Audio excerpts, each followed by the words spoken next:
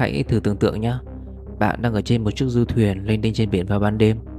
Đám bạn thân thách bạn nhảy xuống nước để thể hiện sự dũng cảm. Nếu là bạn, bạn có dám nhảy xuống không? Mình thì chắc chắn là không rồi. Nhưng anh chàng 18 tuổi này lại cả gan làm chuyện đó. Và cái kết đương nhiên là chẳng tốt đẹp gì cả. Đừng chớp mắt, vì video sau đây sẽ gợi lên nỗi sợ đại dương từ sâu thẳm tâm can của bạn. Jumped on! Oh my God! Oh! Oh! Bye bye! Oh! That's it! Hey, grab the buoy! Hey, the buoy! Yo, this kid's going, bro. Đoạn video được đăng tải vào cuối tháng 5 và nó nhanh chóng gây sốt trên mọi nền tảng từ YouTube, TikTok cho đến Twitter. Chất lượng video tuy có chút mờ ảo, nhưng chúng ta vẫn có thể thấy bóng một cậu thanh niên đang ngụp lặn dưới mặt biển. Cậu ta tên là Cameron Robin. Robin dường như đã nhìn thấy thứ gì đó không nên nhìn. Cậu ta quay đầu bỏ chạy, sau đó bỗng nhiên biến mất không để lại chút tăm tích. Chỉ còn lại tiếng la hét của những người trên tàu. Con tàu đã dừng lại tại đó vài giờ và cử các chuyên gia tìm kiếm hàng đầu truy tìm tung tích của cậu, nhưng chẳng thể tìm được gì cả. Vậy chuyện gì đã xảy ra với Robin? Làm thế nào mà cậu ta lại biến mất trước mắt nhiều người như vậy? Cameron Robin là một cậu học sinh 18 tuổi mới tốt nghiệp trung học. Cậu là một người năng động, hoạt bát, thích chơi bóng chày và đi câu cá. Đêm ngày 24 tháng 5, cậu cùng một vài người bạn tổ chức tiệc ăn mừng tốt nghiệp trên một con thuyền lớn. Mọi chuyện vốn dĩ sẽ tốt đẹp và chẳng có gì xảy ra cả nếu như không phát sinh những chuyện ngoài ý muốn. Có lẽ đám bạn của Robin đã tổ chức trò chơi Truth or Dare, một kiểu trò chơi mà trong đó người chơi sẽ phải chọn lựa giữa sự thật hay thách thức. Nếu chọn sự thật, bạn sẽ phải trả lời thật lòng một câu hỏi được đưa ra. Tương tự với thách thức, bạn sẽ phải thực hiện lời thách đố gì đó. Có vẻ như Robin đã lựa chọn thách thức. Cụ thể hơn, đám bạn đã thách thức cậu nhảy xuống biển giữa đêm khuya. Sau khi phân tích kỹ đoạn video và tìm hiểu một số thông tin liên quan, mình có hai giả thuyết hợp lý nhất để lý giải chuyện này.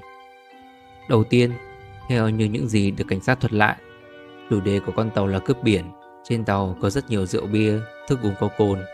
Vụ việc xảy ra vào lúc 9 rưỡi đêm.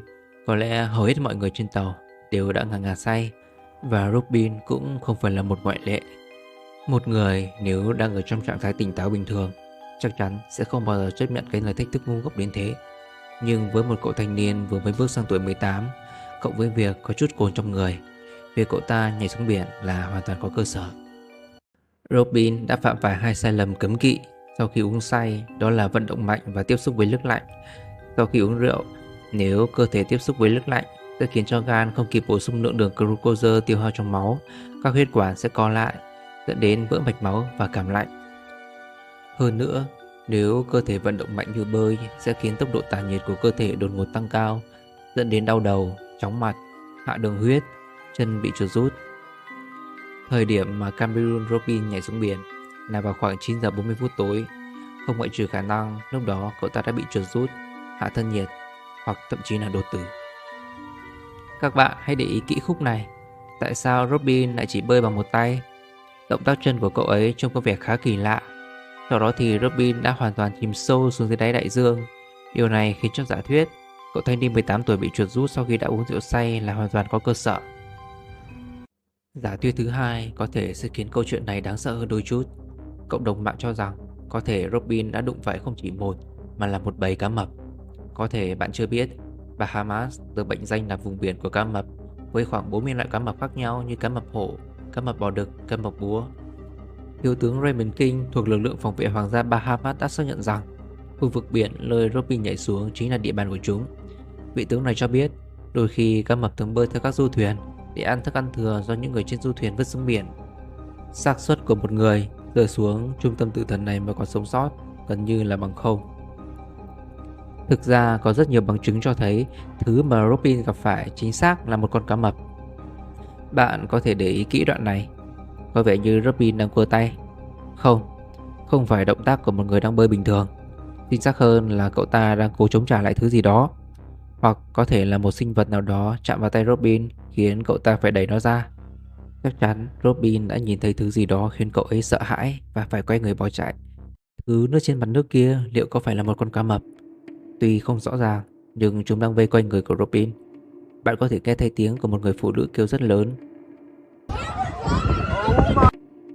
dáng vẻ bơi trong hoảng loạn của Robin là minh chứng rõ nhất cho việc giả thiết này là sự thật.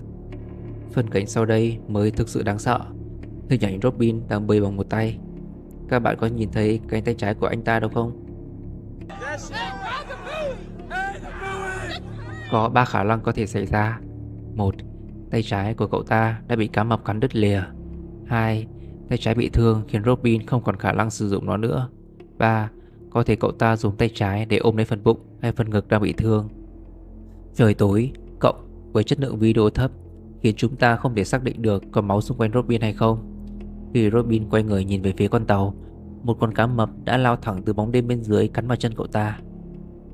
Quá kinh hãi trước cảnh tượng diễn ra trước mắt, mọi người trên tàu chỉ có biết la hét trong hoảng loạn khi chẳng thể làm được gì cả.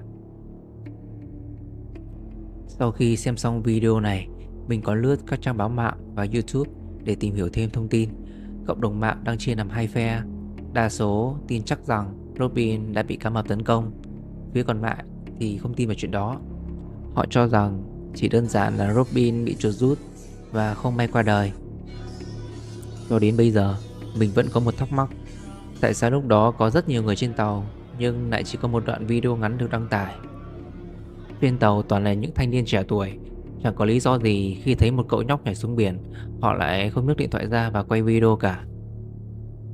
Hoặc cũng có thể cảnh sát hay người nhà nạn nhân đã yêu cầu các nhân chứng không được up video về sự việc này do tính chất tàn bạo của nó chăng? Tất cả cũng đều chỉ là phỏng đoán mà thôi.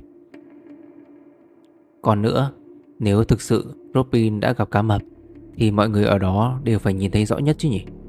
Tại sao chỉ có mỗi tiếng hét của một cô gái? Tại sao khi cảnh sát hỏi cung thì tất cả đều không chắc chắn đó là một con cá mập? Cho đến bây giờ, xác của Robin vẫn chưa được tìm thấy. Biết đâu đấy cậu ta đã bơi được vào bờ biển và còn sống chăng? Có lẽ khả năng đó khó có thể xảy ra vì đã hơn 2 tháng trôi qua kể từ lúc sự việc ám ảnh này xảy ra. Vẫn chưa có tin tức gì về Cameron Robin. Thú thực, video này đã khiến mình thực sự bị ám ảnh với đại dương. Bạn đâu thể biết rằng thứ gì đang chờ đợi bạn dưới dòng nước trong xanh kia.